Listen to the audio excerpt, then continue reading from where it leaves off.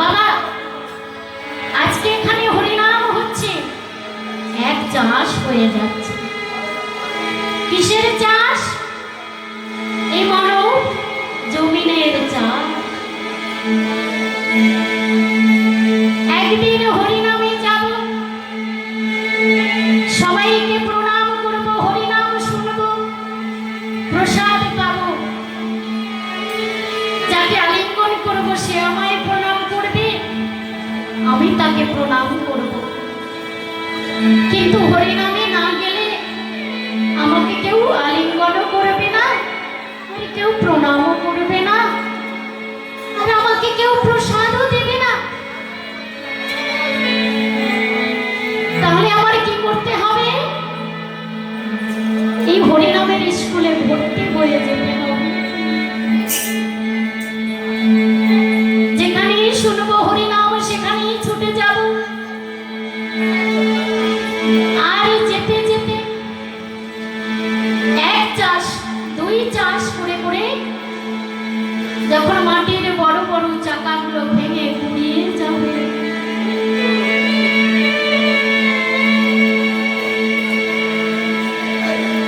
আর তখন কি করতে হবে? তাতে জল দিতে হবে। ওই মাটির চাকা যখন ভেঙে গুড়িয়ে যাবে তখন জল দিতে হবে। ও বাবা, জল দিয়ে যখন আবার চাষ দেওয়া হবে তখন এই মাটির জমিন কাদা কাদা হয়ে যাবে। আর তখনই এই কাদা, এই সুন্দর চাষের মধ্যে কৃষ্ণ নামের প্রেমের বীজ পুঁতে দিতে হবে, হরি নামের প্রেমের বীজ পুঁতে দিতে হবে,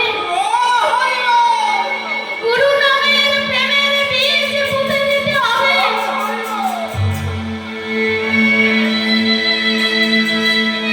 কিন্তু আমি যদি পুঁতে রেখে দিই, জল না দিই, আগাছা পরিষ্কার না করি, আমরা কি করি? বড় গুরুদেবের কাছ থেকে দীক্ষা শিক্ষা গ্রহণ করি, ধর্ম কিছু করি না, আগাছা পরিষ্কার করি না। যদি প্রেমের বীজ পুঁতে আগাছা পরিষ্কার না করি, জল না দিই, তবে সেই গাছ বাড়বে কেমন করে?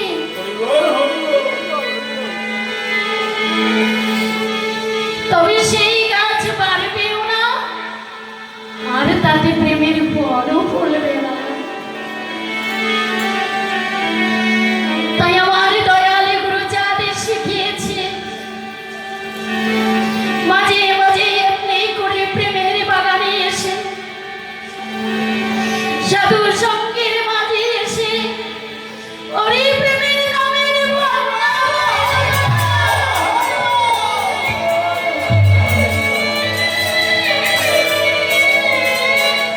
তবে তো নামের নাহিকা শক্তির গুণে প্রেম বৃক্ষ ফলবে, আর তাতে প্রেম ফল ফলবে। আমার হরিপাল হচ্ছে পাল বংশের সন্তান, গোলক পালের সন্তান। চারিদিকে সবাই যখন মতুয়া, কেউ গোপনে নাম গ্রহণ করে, কেউ বা সদনে।